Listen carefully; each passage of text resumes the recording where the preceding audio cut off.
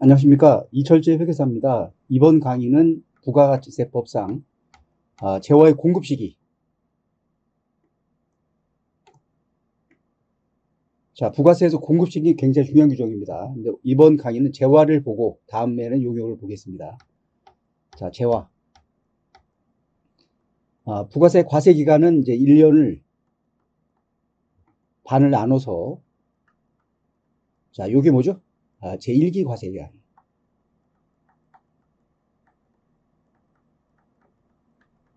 (7월 1일부터 12월 말까지) 요 기간이 제2기 과세기간입니다. 그리고 요 반을 또 자르죠. 잘라서 3월 말까지.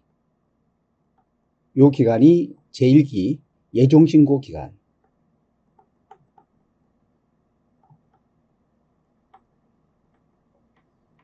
그 다음에 9월 말까지 끊어서 요 3개월치, 7, 8, 9, 3개월치가 제2기 예정신고 기간입니다. 자, 부가세 신고는 기간이 끝나면 25일까지 하는 거죠. 그러니까 제1기 예정신고 기간 신고는 4월 25일까지 하는 거죠. 요 사이에 신고. 그 다음에 제1기 기간이 끝나고 나면 25일까지, 7월 25일까지죠. 요 기간에 신고를 합니다. 신고. 이게 제1기 확정 신고죠. 그 다음에 이 제2기 예정 신고 10월 15일까지. 그 다음에 제2기 확정 신고는 다음에 1월 15일까지죠. 요 사이 신고.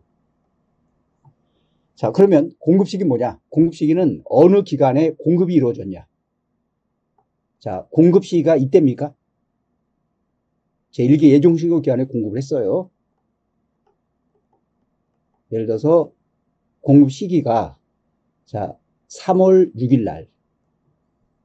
그러면 부가세법에서는 세금계산서는 공급 시기에 발급해야죠. 다만 다음 달 10일까지 발급은 가능합니다. 그래서 4월 10일까지 발급해도 괜찮아요. 네.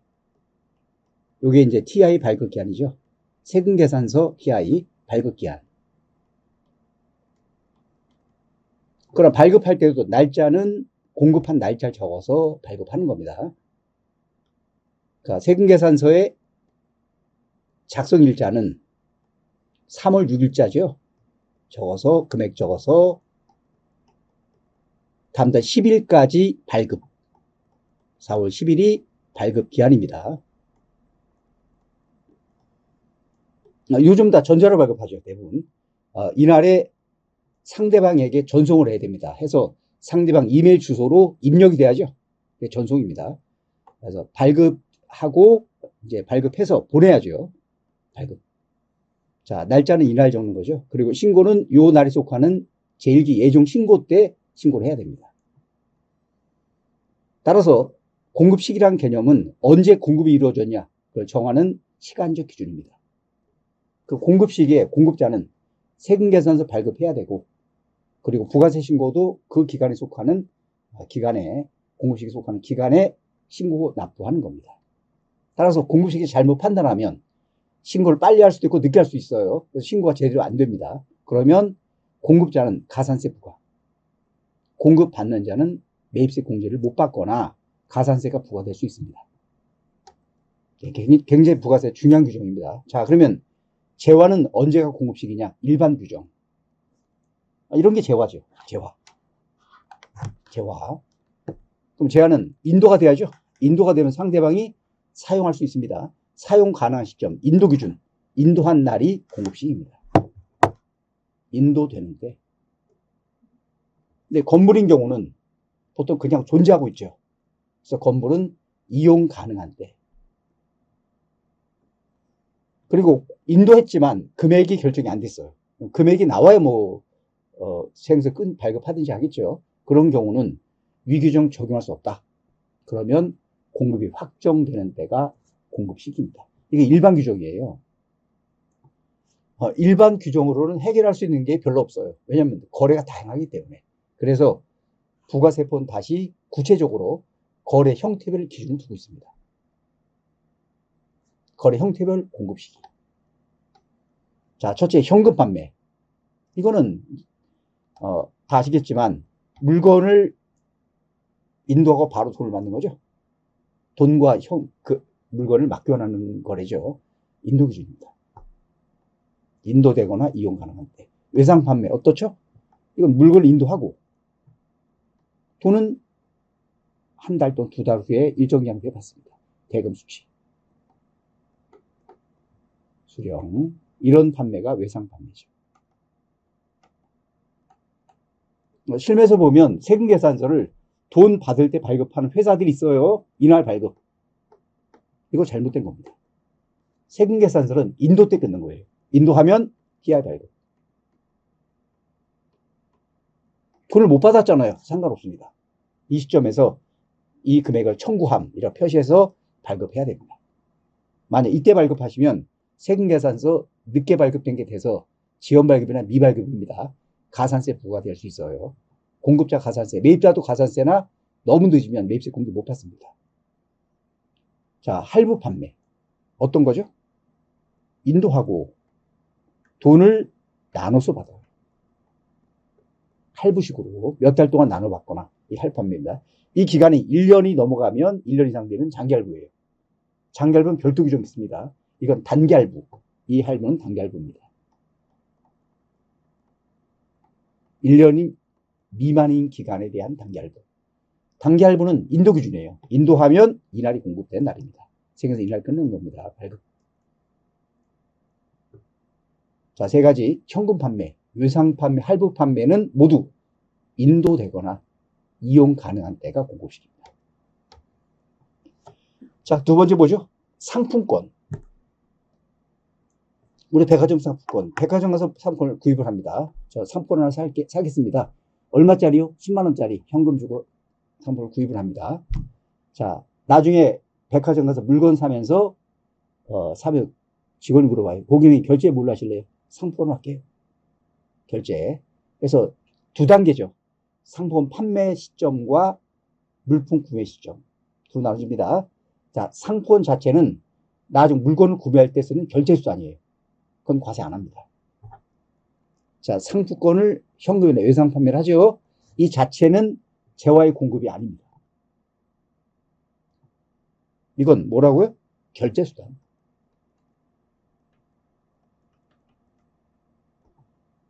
자, 나중에 현물을 교환해 가면 현물 공급을 했기 때문에 부가세 과세입니다. 그래서 이 현물, 여기 재화죠. 재화가 실제로 인도되는 시점이 공급 시입니다. 이때 이제 백화점이 물어보죠. 고객님, 현금 영수증 필요하세요? 예, 번호 찍으세요. 요때 하는 거죠. 요때. 물건을 판매할 때. 자, 세 번째. 재화의 공급으로 보는 가공. 이건 이제 A 회사가 B 회사에 의뢰를 합니다. 스타킹 좀 만들어 주실래요? 제가 실을 드릴게요. 스타킹 만드는 원재료는 두 가지입니다. 면사와 나일론사.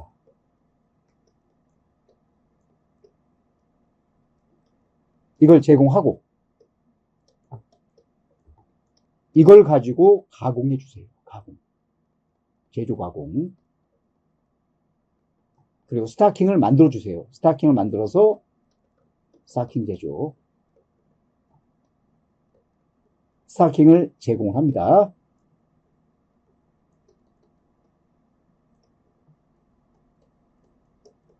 그러면 여기서 돈을 주죠. 가공비 지급.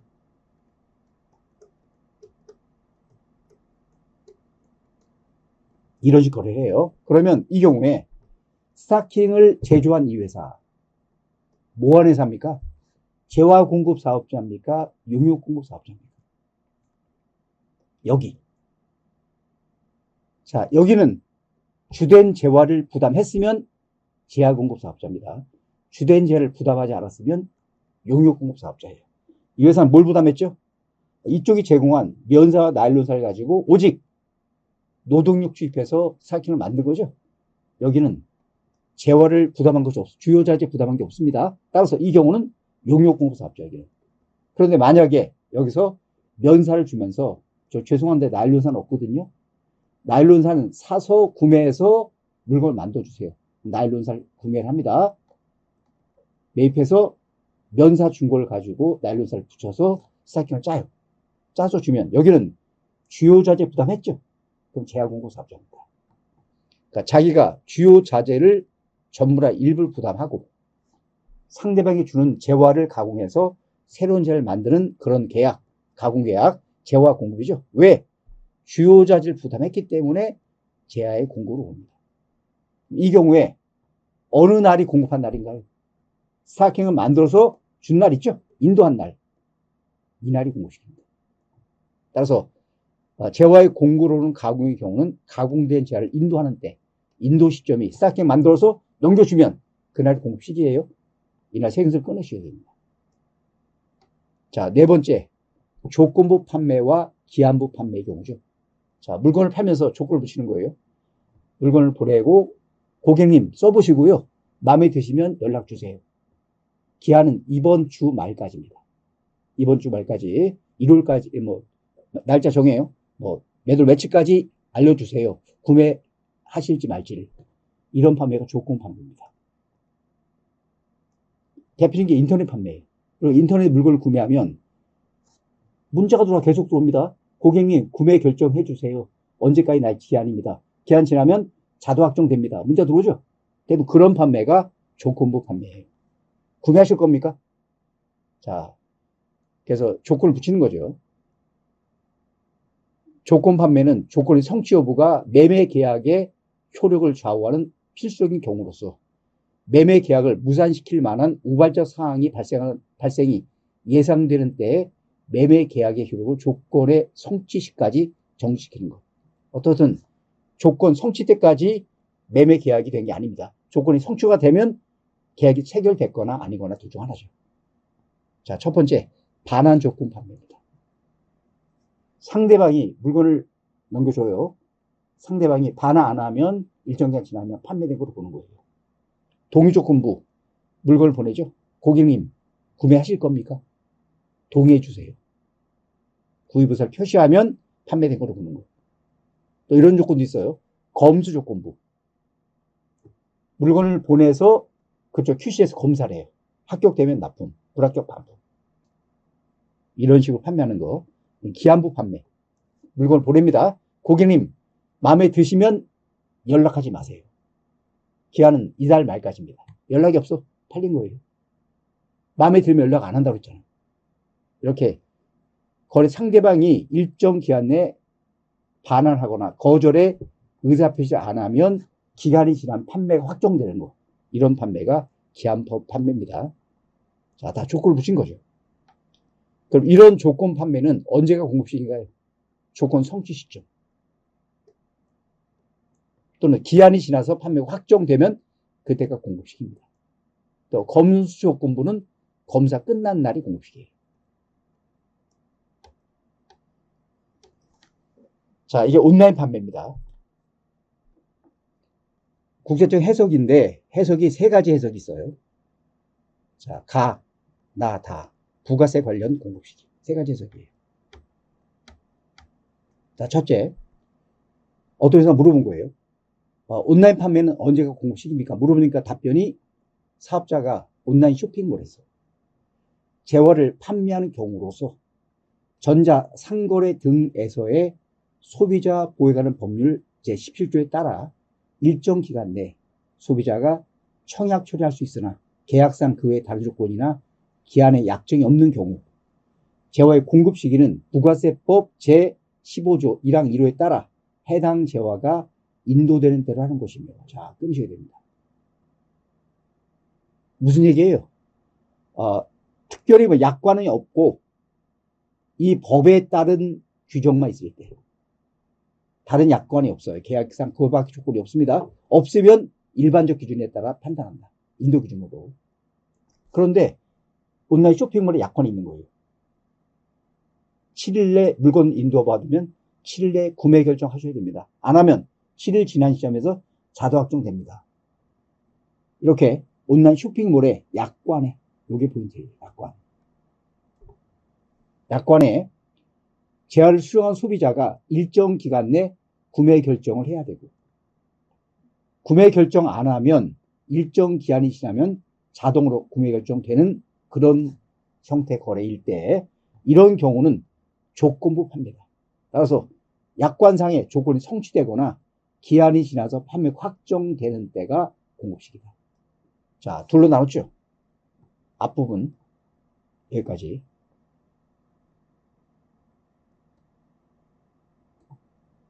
법에만 규정이 되어 있고 특별히 약관의 규정이 없다. 그때는 인도 기준. 그러나 약관의 규정이 있다면 그것은 조건부 판매이기 때문에 조건 성취 시점이 공급시기라는 내용이죠. 자, 다시 물어봤어요. 그러면 약관의 규정이 있는데, 자, 소비자가 물건을 구매할 때 현금 결제를 합니다. 결제하면서 요청을 해요. 현금 영수증 발급해 주세요. 그럼 현금 결제할 때 발급을 해줬어요. 이런 경우는 언제냐 물어본 거예요. 국세청 답변은 똑같아요. 똑같이 조건 성취점이다.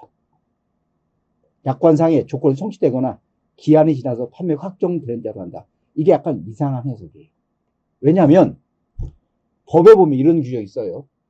공급시기 되기 전에 현금 영수증 발급하거나 또는 세금계산서 발급하면 돈을 받으면서 세금계산서 영수증 발급하면 그때가 공급시기란 규정이 있습니다. 이런 규정이에요. 이 공급시기면 이 공급시기 되기 전이죠. 현금 결제를 합니다. 그럼 이 시점에서 세금계산서 발급을 하거나 또는 영수증을 발급하면 발급한 이때가 공급시기라는 규정이 있습니다. 발급 시점이 공급시기다. 발급 시기를 공급시기로 봅니다. 이게 공급시기다. 이런 규정이 있어요. 그런데 지금 이 해석은 공급시기 전에 구매 결정하기 전에 현금 결제하면서 현금 영수증 발급을 했죠. 영수증 발급. 했는데도 이 시점을 공급시기를 안 보고 구매 결정 시점이 공급시기다. 구매 결정 시점. 이런 해석이자 일반적 해석과는 다른 해석이에요. 그래서 저도 이제 해석에 났을 때 이게 왜 이렇지? 좀 의아하게 생겼어요. 그런데 또 하나 예규가 있어요. 여기 보시면. 이거는 구매 결정 전에 이때 신용카드 결제를 한 거예요. 그럼 카드 결제하면 카드 영수증이 발급됩니다. 신용카드 매출 발급. 카드 매출 전표를 발급해요. 발급. 이게 일종의 영수증 역할을 합니다. 그런데 이 해석은 역시 똑같이 이런 경우도 구매 결정 시점이 공급시기다. 이런 얘기입니다. 자, 사업자가 온라인 쇼핑몰에서 제한을 판매하는 경우로서 온라인 쇼핑몰 약관에 따라 제한을 수용한 소비자가 일정 기간 내 구매 결정이나 교환, 반품 등 의사표시를 하도록 하고 의사표시가 없는 경우 일정 기간 경과 시 자동으로 구매 결정되는 경우에는 신용카드 제출전표를 선발급하는 때에도 해당 재화의 공급 시기는 약관상 조건이 성취되거나 기한이 지나 판매 확정되는 대로 한다. 그러니까 전부 세 가지는 똑같이 약관에 규정이 되어 있다면 구매 결정 시점이 공급 시기라는 그런 해석입니다. 그래서 일반적인 해석과는 좀 다른 해석이에요. 그래서 좀 약간 의아하게 생각을 했는데 국세청에서 그 후에 이 해석의 취지를 발표했어요. 이 내용입니다. 공급자가 통신 판매 중개자를 통하여 네이버나 쿠팡이나 뭐 이런 데죠. 통해서 제한을 소비자에게 공급하면서 신용카드 매출 전표를 발급하는 경우에도 개별 약관상 소비자가 구매 결정하거나 기한이 경과되어 자동으로 구매 결정되기 전까지는, 그러니까 구매 결정 전까지는 공급자는 판매회원이죠. 판매원은 판매 대금을 받지 못한대요. 정산받을 수 없는 점. 또 소비자는 제한을 수용한 후 구매 결정 의사표시를 함으로써 완전한 사용 소비 권한을 이전받는 점을 고려해서, 그러니까 구매 결정 돼야지만이 돈도 받을 수 있고 사용도 가능하고, 그래서 그 시점을 공급시기로 본 거다는 국세청의 발표가 있었습니다. 그래서 전부 취지는 구매 결정 돼야지만이 돈도 받을 수 있고 사용도 가능해진다. 그러면 또 누가 물어봤죠? 법인세법상도 그러냐? 그러니까 답변이 다른 답변입니다. 자, 의류 제조업을 영위하는 내국법인이 자사의 온라인몰 또는 통신판매 중개자가 운영하는 온라인몰에서 상품을 판매하는 경우로서, 자, 이 회사 갑회사입니다. 갑회사로부터 상품을 구입한 소비자가 관련 법에 따른 청약철의 기간 및 통신판매 중개자 약관에 규정된 구매 결정 기간 내, 지금 여기는 법하고 약관상 결정 기간이 같이 붙어 있어요. 아까 달랐죠, 이게. 둘로 나눠져 있었죠. 여기는 같이 돼 있어요. 그래서 법인세과 쪽에서는 똑같은 거 아니에요. 자, 두 가지 모두 약관의 규정이 있더라도 인도되는 날이 공식이다. 그러니까 부가와 법인이 다릅니다. 그래서 많은 분들이 저한테 질문해요. 회계사님, 이게 다르면 어떡합니까? 어떻게 신고하는 거예요? 물어보죠. 부가세 신고할 때는 부가세 해석대로, 법인세 신고할 때는 법인세 해석대로 각각 신고하시면 됩니다. 그럼 공급식이 다릅니까? 다릅니다. 다른 게 되게 많아요. 이건 일부에 불과합니다. 그래서 부가세 신고할 때는 부가세 해석대로, 법인세 할 때는 법인세 해석대로 신고하시면 됩니다. 자, 장기할부 판매죠. 앞에 뭐 나왔죠? 할부 판매. 여기 있었죠. 할부 판매는 인도 기준. 인도되거나 이용 가능한 겁니다. 할부는. 장기할부는 달라요. 장기할부죠. 자, 장기할부 요건. 장기할부 판매란 재화를 공급하고 대가를 월부, 월 얼마씩, 연부, 연 얼마씩, 그 밖에 할부 방법 따라 받는 것을 말합니다. 그 중에서 요건을 두 가지 충족해야 돼요, 요건이.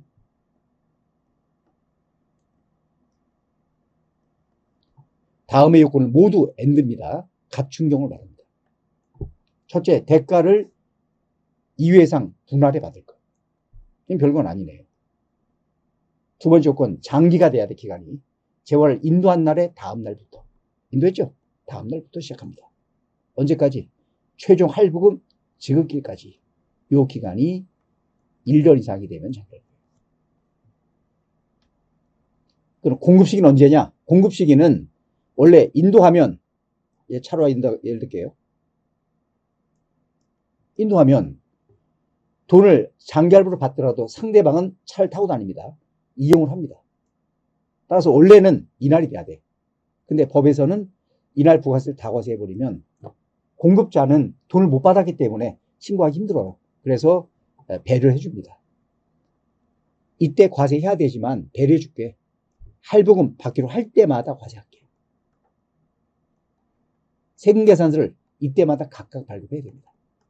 TI 발급, TI 발급, TI 발급, 발급 이렇게. 자, 장기할부 판매의 경우에는 대가의 각 부분을 받기로 한 때, 받은 때 아닙니다. 받기로 약속한 때, 그때가 공급시기예요. 그런데 회사가 세금계산서를 이렇게 끊으라고요? 귀찮아. 못하겠어, 귀찮아서. 그냥 인도 때 다 끊을래. 끊으면 받아줍니다. 인정. 다만 단서죠. 공급시기 전에 세금계산서나 영수증을 발급하면 선발급이죠. 발급한 그때가 공급시기입니다. 자, 예제가 나오네요. 사업자 A는 2024년 4월 1일 기계장치를 다음과 같이 판매를 했습니다.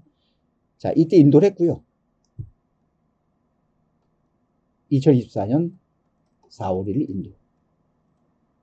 대금은 1억. 1억은 다음에. 그리고 그 다음에 또 1억. 이렇게 봤습니다. 자, 이 조건은 뭐죠? 장기할부죠. 첫째, 대가를 2회 이상 분할해 받았나요? 3회 분할. 3회죠. 두 번째, 인도의 다음 날부터 최종 할부금 지급기까지가 1년 이상 됩니까? 1년 이상이죠. 당연히. 장기할부입니다. 공급 일자별 공급액은 얼마냐? 자, 이때 얼마 받기로 했죠? 1억. 생수 끊으세요. 1억에 대해서. 이때 얼마 받기로 했죠? 1억입니다. 생수 끊으세요. 이때 또 1억이죠? 생수 끊어야지. 이렇게 24년 4월 1일 1억, 25년 4월 1억, 26년 4월 1억, 세금계산 3장 발급해야 됩니다. 그런데 회사가 귀찮아. 그냥 인도 때 다 끊을래. 그대로 인정합니다. 선발급 인정.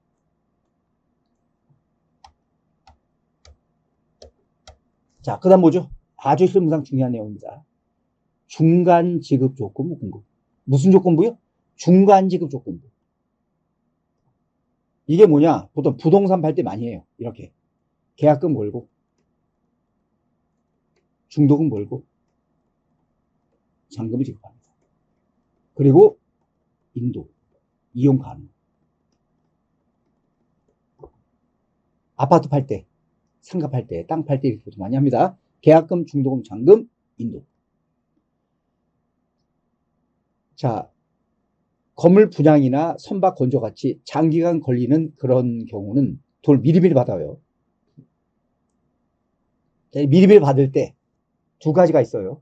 중간 지급 조건부가 있고 완성도 기준 지급 조건부가 있습니다. 두 가지. 기성골 청구해 받으면 완성도 기준 지급 조건부예요. 또 기성골 청구하지 않고 그냥 받으면 중간 지급 조건부고. 그래서 기성보 측정이 있냐 없냐에 따라 달라져요. 그러면 중간 지급 조건부 요건이 뭐냐? 요건. 자, 세 가지가 있어요. 1번, 2번, 3번. 이 셋 중 어느 하나만 갖추면 되는 겁니다. 첫 번째, 일반적인 경우에요. 계약금을 받기로 한 날의 다음 날부터. 이때죠. 다음 날. 부터. 인도할 때까지 기간이, 요 기간입니다. 요 기간이 6개월 이상인 경우로서 그 기간 이내에 계약금 외의 대가, 계약금 말고 나머지 돈을 분할해 받을 거예요. 이 기간 내에 이런 조건이 중간 지급 조건부 공급에 해당되는 거래입니다. 자, 요건 보세요. 계약금을 받기로 한 날에 무슨 날부터? 다음 날부터. 언제까지? 재화를 인도하는 날. 또는 재화가 이용 가능한 날까지 기간이. 몇 개월 이상이요? 6개월 이상인 경우로서 그 기간 이내에 계약금 말고 나머지 돈을 분할해 받는 경우입니다. 계약금 받기로 한 날에 다음 날부터 시작해서 인도할 때까지 기간이 6개월 이상 되는 경우로서 그 기간 이내에 계약금 외의 대가를 분할해 받을 거예요. 그런데 이렇게 하는 경우도 있어요. 여기 1차 중도금, 2차 중도금. 잔금은 인도에 받는 경우도 있습니다. 또도 요건 갖춘 거예요. 그러나 잔금은 인도 후 받기로 했죠. 그럼 인도가 되면 공급이 끝나버린 거예요. 공급이 끝나는 공급이 있을 수가 없습니다. 잔금은 땡겨서 이날에 공급시키러 오는 겁니다. 이게 바로 여기요. 보시면 자, 언제가 공급시키라고요? 대가의 각 부분을 받기로 한 때죠. 다만 단서가 나옵니다. 인도되거나 이용 가능한 날 이후에 받기로 한 대가. 이거죠. 여기서 잔금 부분. 인도 후 받기로 한 대가.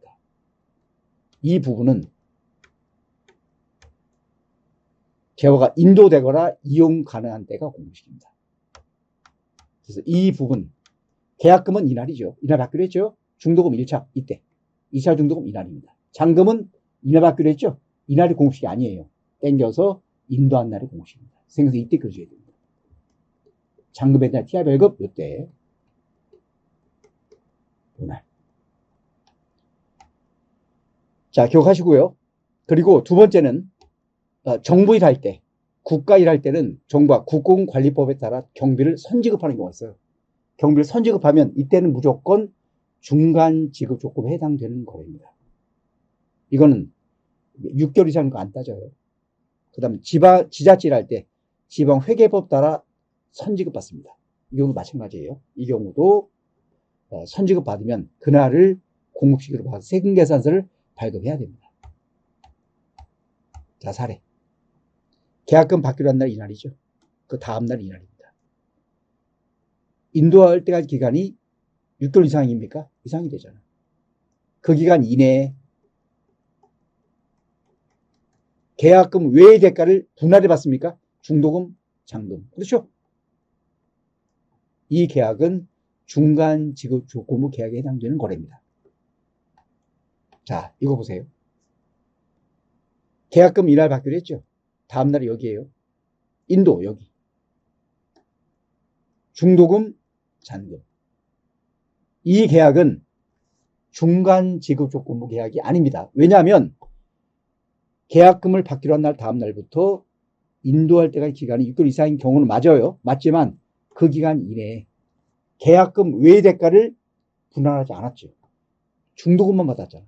잔금은 그 후죠. 따라서 이것은 일반적 계약이에요. 인도하는 날이 공시입니다. 중간지급 조건이 아닌 거예요. 이건. 자, 사례.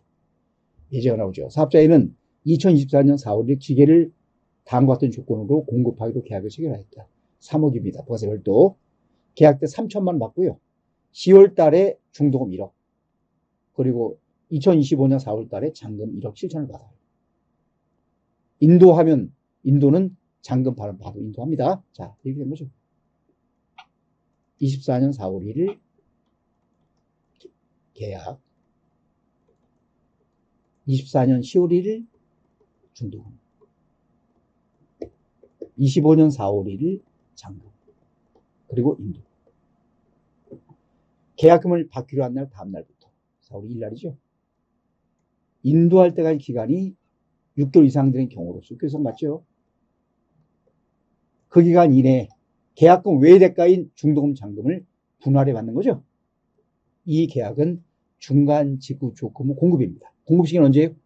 계약금은 이날이죠. 중도금은 이날. 잔금은 이날이 공급 시기입니다. 이렇게.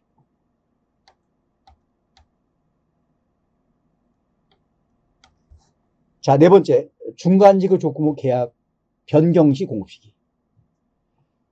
자, 이렇게 계약을 맺었어요. 중간 지급 조건부로. 날짜를 바꾸는 경우가 있죠. 이때 계약금 받고 있었는데 이때 연락이 온 거예요. 자, 안녕하세요. 예, 죄송한데 계약 지급 일자 좀 바꿀 수 있나요?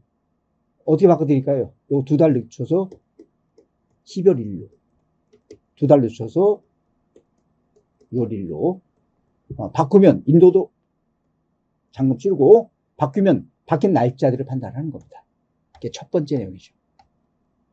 당초 계약의 일자, 지급일자 변경된 계약 따라서 돈 받기로 한 날을 공급시기로 보는 겁니다.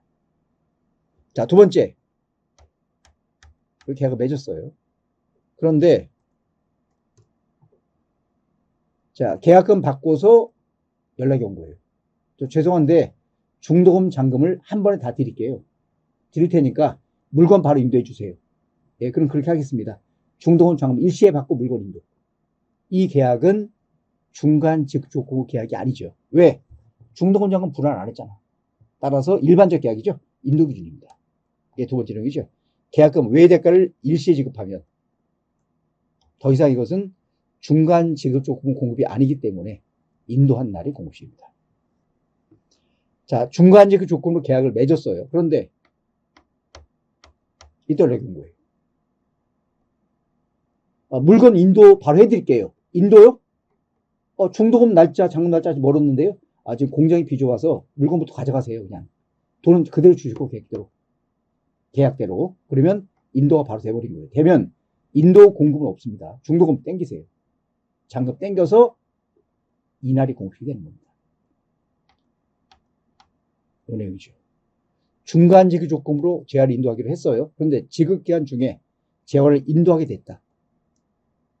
나머지 인도 후 받을 돈인 중도금, 잔금은 인도하는 때가 공급시입니다.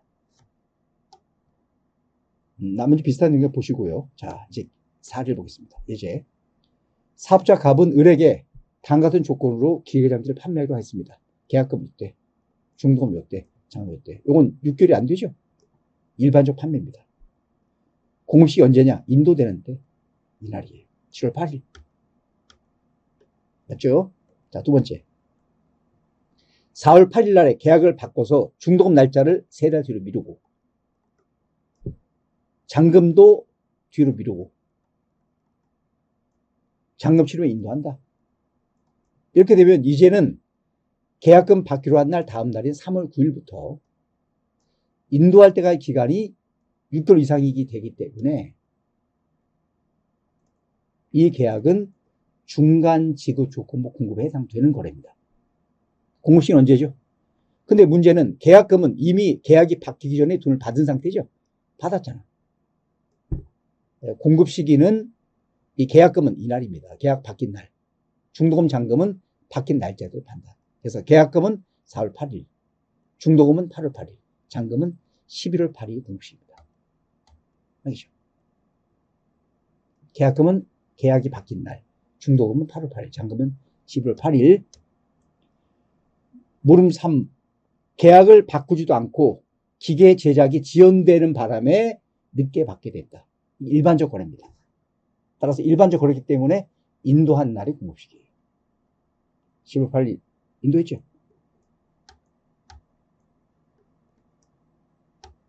자, 7번 뭐죠? 완성도 기준지급 조건 공급입니다. 이건 완성도 따라 돈 청구하는 거예요. 자, 보통 기성고를 청구합니다. 이렇게 완성됐습니다. 돈 주세요. 청구하면 기성고 확인, 기성대금 지급. 이런 형태의 거래가 완성도 기준지급 조건 공급입니다. 여기서는 아까 중간지급 조건 뭐가 있었죠? 6개월 이상 말이 일한 요건이 없습니다. 그래서 6개월 미만이라도 이런 절차에 따라 돈을 받으면 이 거래는 완성도 기준지급 조건 공급에 해당되는 거래입니다. 그래서 6개월 이상이라는 요건이 없어요. 공급시기는 언제죠? 공급시기는 중간 지급 조건과 똑같아요. 언제? 돈 받기로 한 날. 그러나 인도 받기로 한 돈 땡기세요. 인도한 날이 공급시기입니다. 자, 8번째 계속적 공급. 가장 대표적인 게 전기예요. 한전, 전기는 여러분들 집에서 계속 써요.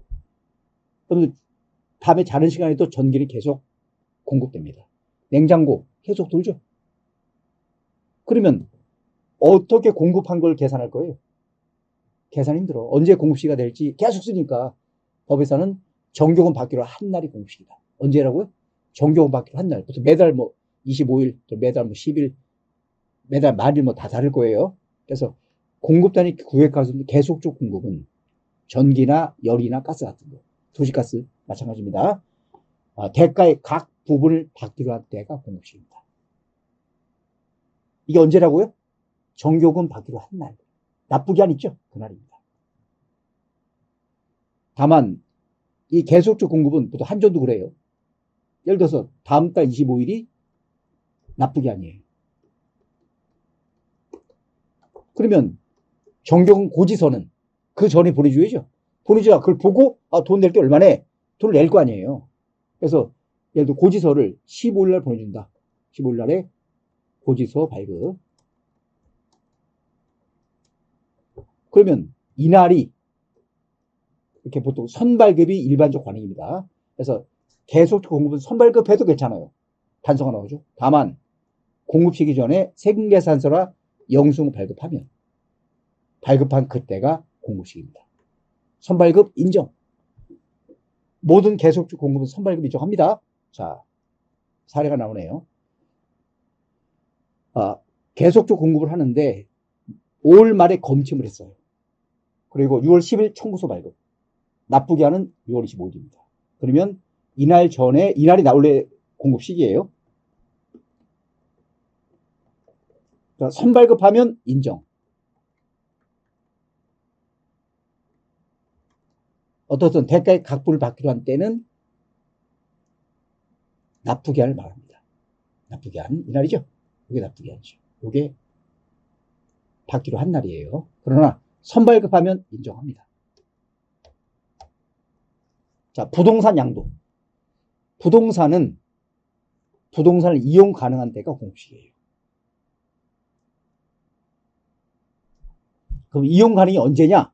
현재 국세청 해석은 소유권 이전 등기를 말한다고 해석합니다. 언제라고요?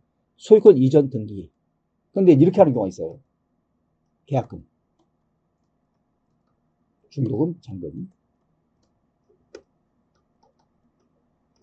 자, 계약금 치르고 중도금 치르려고, 그러니까 치렀어요. 치른 다음에 치를 때 얘기를 하는 거예요. 매수자가 부탁을 합니다. 저 사장님, 부탁 좀 드릴게요. 무슨 부탁이요? 제가 잔금을 치러야 되는데 잔금 치를 돈이 지금 없습니다. 잔금 치를 돈을 마련하기 위해서 부동산을 등기를 이전해주면, 저한테 등기를 넘겨주시면, 등기 전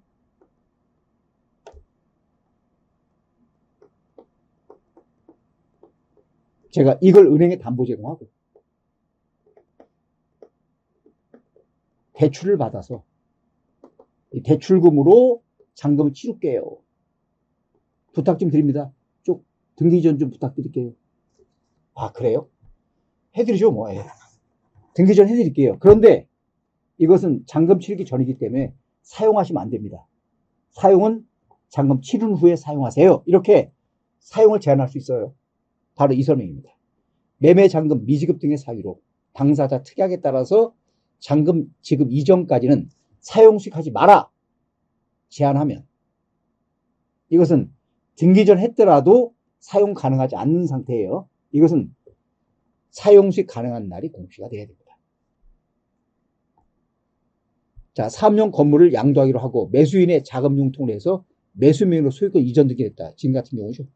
등기 전. 매매 대금이 정산되지 아니하여 매수인에게 명도하지 못하고 이전하지 건물을 넘겨주지 않은 거예요. 하고 제3자에게 매도하려고 한다.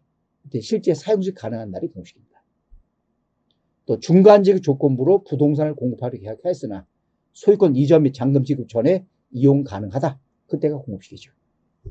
또 건축 중 건물을 양도한다. 이용 가능한 때가 공급식입니다. 그 다음에 부동산을 기부 체납하기로 약정함에 따라 사회 기반 시설을 신축하여 일정 기간 사용시 후에 기부 체납할 때, 기부 체납을 하기 위한 거죠. 기부 체납 절차가 완료된 때가 공급식이다. 자, 수출입니다.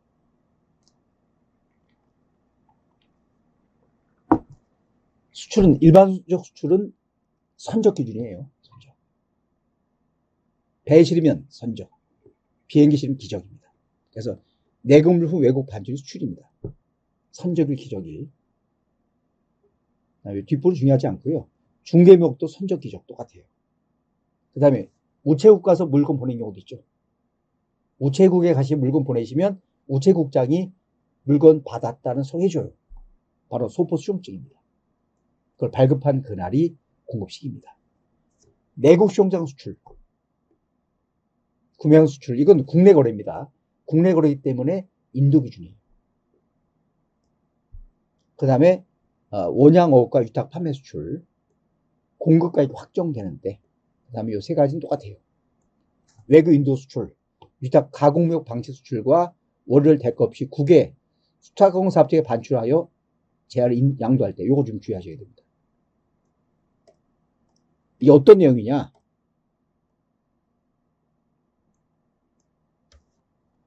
자, 이게 한국 있어, 우리나라. 여긴 베트남. 여긴 태국. 자, 이게 A회사가 원자재를 보냅니다. 원자료, 반주. 베트남에다가 보내서 물건 좀 가공해 주세요. 의뢰. 여기서 가공. 그랬더니 여기 C회사가 의뢰에게 물어보는 거예요. 우리 거래처입니다. 물건 좀 있나요? 있는데 베트남에 있습니다. 잘 됐네요. 저한테 파세요. 베트남에 있는 물건 팔래. 그래서 그 물건 판매를 한 거예요. 양도.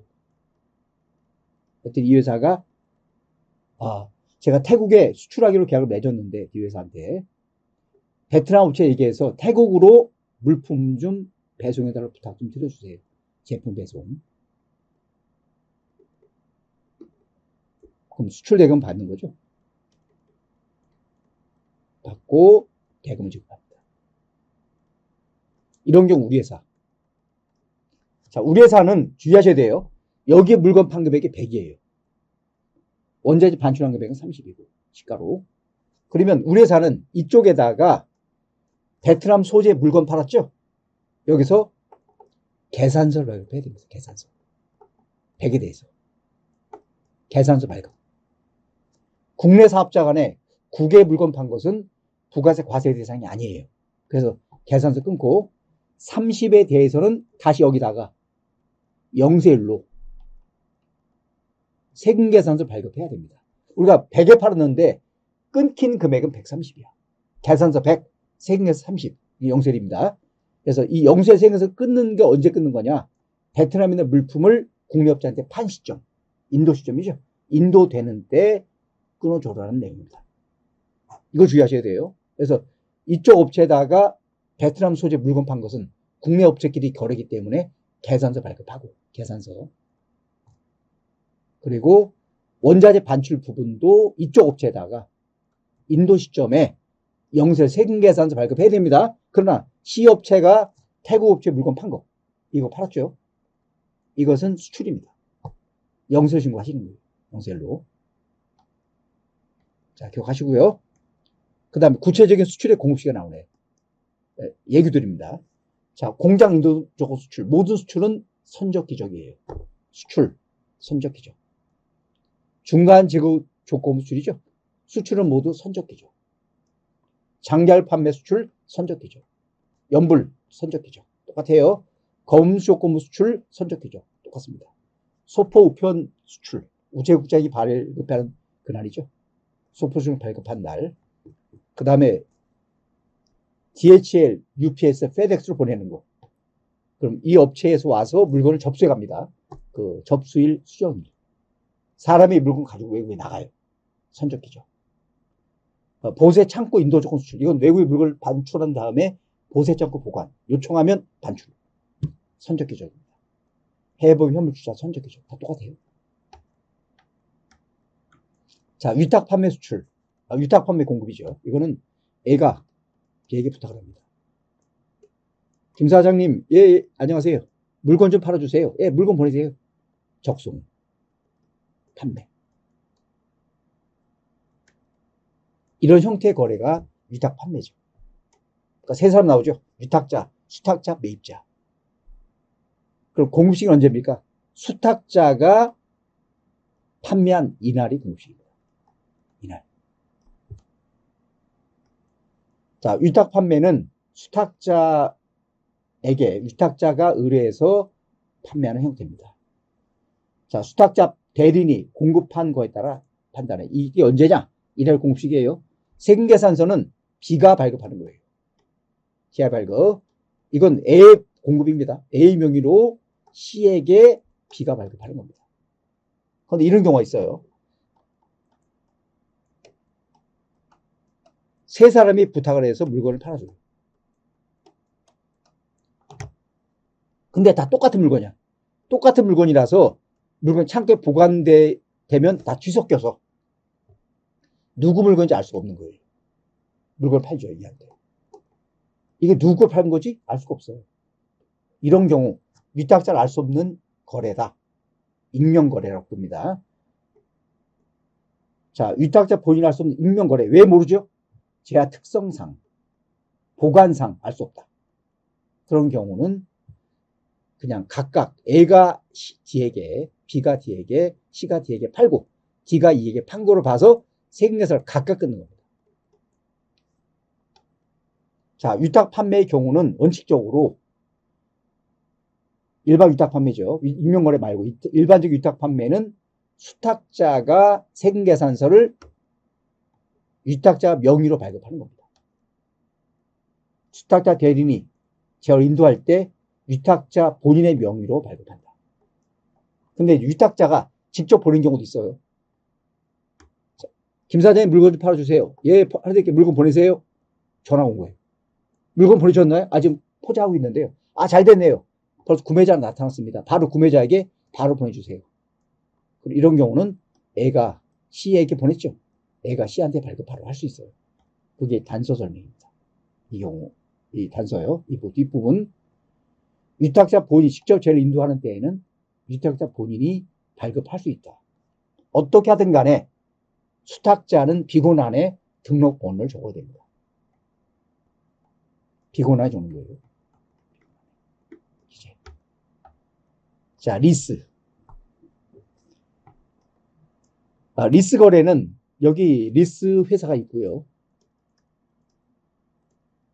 리스 이용자가 있습니다.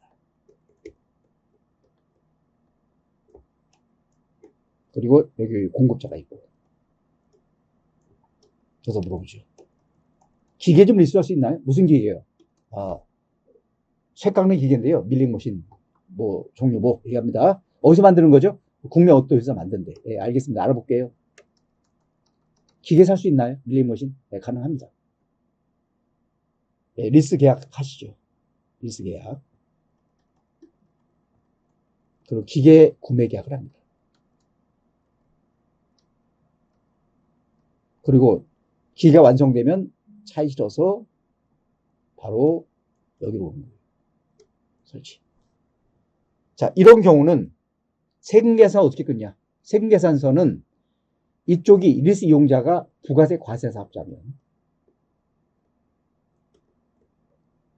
자, 이 경우는 세금 계산서를 이렇게 원칙대로 끊고, 여긴 면세 사업자입니다. 리스 회사는. 계산서 끊는 거죠.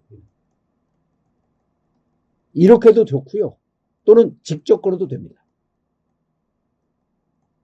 둘 중 선택. 어떤 게 좋아요? 이게 좋죠. 이렇게 끊으면 공급 리스 이용자가 세금 계산서 가지고 매입세 공제 받을 수 있는 거예요. 이렇게 끊으면 면세 사업자 리스 회사는 매입세 공제 못 받습니다. 그래서 이렇게 끊는 게 좋은 겁니다. 자, 공급시기는 언제냐? 납세금 있는 사업자가, 여기죠.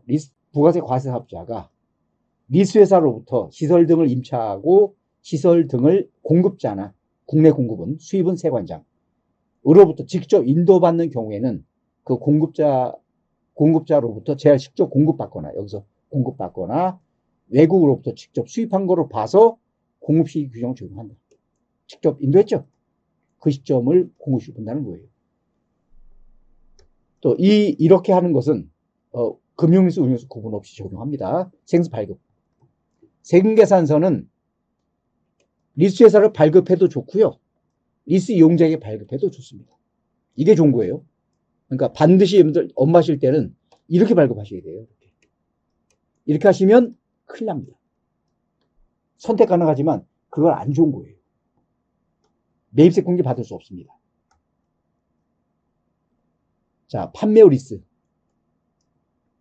판매후 리스는 이게 판매후 리스예요.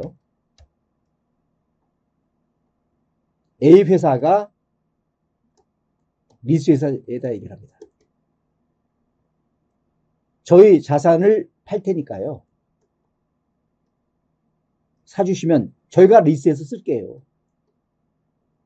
이게 판매후 리스예요. 그럼 이 경우는 공급자가 여기죠. 리스 이용자도 자기입니다. 세금 계산서를 자기가 자기한테 끊어야 돼요.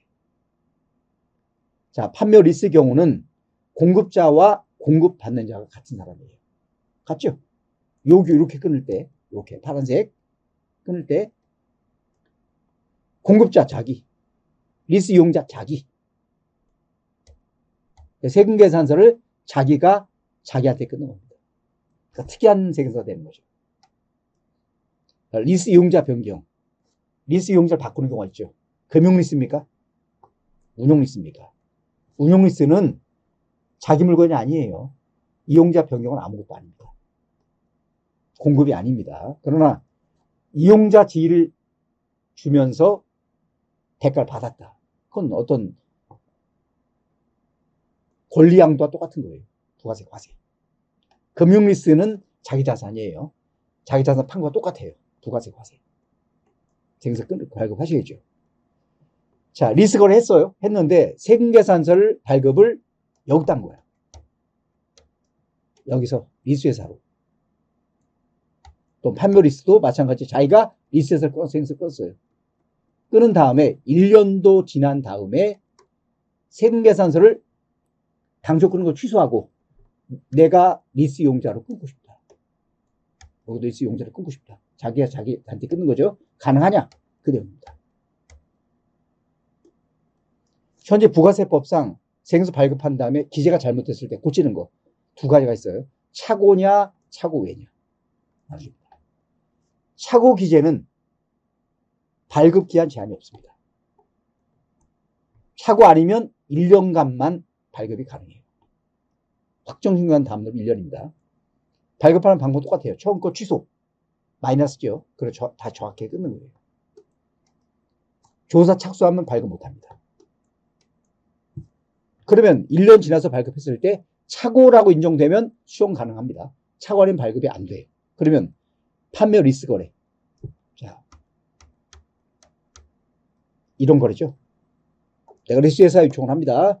제가 자산을 팔 테니까요. 판 다음에 제가 다시 리스로 이용할게요. 세금계산서를 A가 공급자 A, 매입자를 리스회사 B로 할게요. B로 발급했다가 1년 지나서 취소.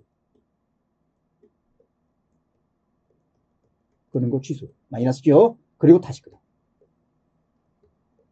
내가 나한테. 플러스죠. 가능하냐? 이렇게 끊게 되면 매입 환급을 받을 수 있는 겁니다. 가능하냐? 현재 조세 심판원에서는 전부 다 인용하는 추세예요. 판매 리스 거래는 받아줍니다. 왜 받아주냐? 자, 심판원의 결정을 보면 이렇게 돼 있어요. 나오죠? 자기가 자기한테 끊는다? 이상하잖아. 그러니까 사람들이 판매 리스 거래에 있어서 자기가 자기한테 발급하는 것 자체가 아주 예외적인 상황입니다. 이례적인 상황이에요. 그래서 아마도 내가 나한테 끊을 리가 있냐? 리스회사를 끊어야지라고 생각할 겁니다. 그래서 잘못 발행할 개연성이 높다. 따라서 이건 잘못 발행된 거다. 그러니까 매입세 공개해 주는 게 맞다는 그런 내용입니다. 수용 발급 가능하다는 거예요. 근데 일반 리스의 경우는 현재 법원에서 해석은 일반 리스 세금계산서 발급을 이렇게 해도 되고 이렇게 됩니다. 근데 이렇게 발급한 거죠. 했다 나중 1년도 지나서 취소하고 다시 끊겠다 이렇게. 법원은 안 된다. 왜? 이거는 선택사항이었기 때문에 선택을 이걸 한 거다. 그러니까 선택이 잘 됐으니까 취소 못한다. 이게 법원의 해석입니다. 그러니까 1년 내는 가능한데 1년 지나면 안 된다.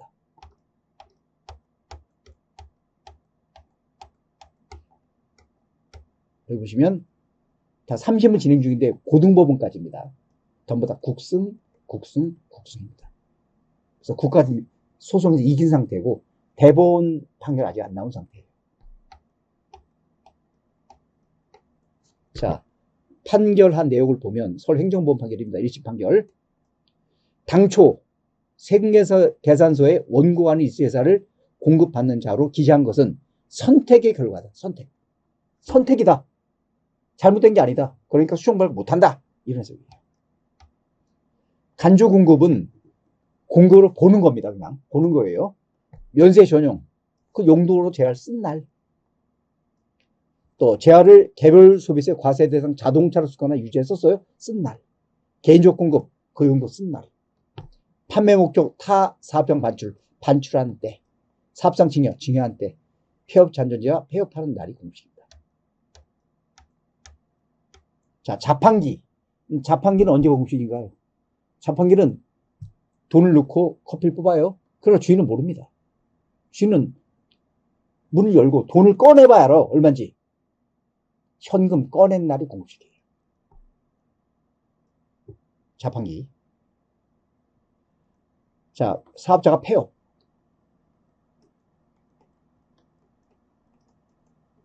폐업 전에 공급을 했어요. 근데 장기할부라서 대가를 나눠서 받기로 한 거예요. 그럼 폐업 후에도 받기로 한 날이 있는 거 있죠? 이렇게. 이건 땡겨서 폐업한 날을 공급식으로 봐서 세금계산서를 발급해야 됩니다. 또 하나, 이게 이것뿐만 아니고 폐업 전에 계약을 맺었어요. 폐업한 다음에 인도. 이것도 마찬가지예요. 인도 원인이 폐업 전에 계약이 됐기 때문에 이 공급도 땡겨서 이날에 세금 계산 발급해야 됩니다. 폐업 전에 공급한 재화의 공급시가 폐업일 이후 도래하면 폐업한 날을 공급시기로 봅니다. 주의할 점 이거예요. 폐업 전에 공급했다는 게 뭐냐? 그것은 인도된 것도 좋고 인도 원인이 되는 계약을 한 것도 좋습니다. 인도 원인, 계약 같은 거죠.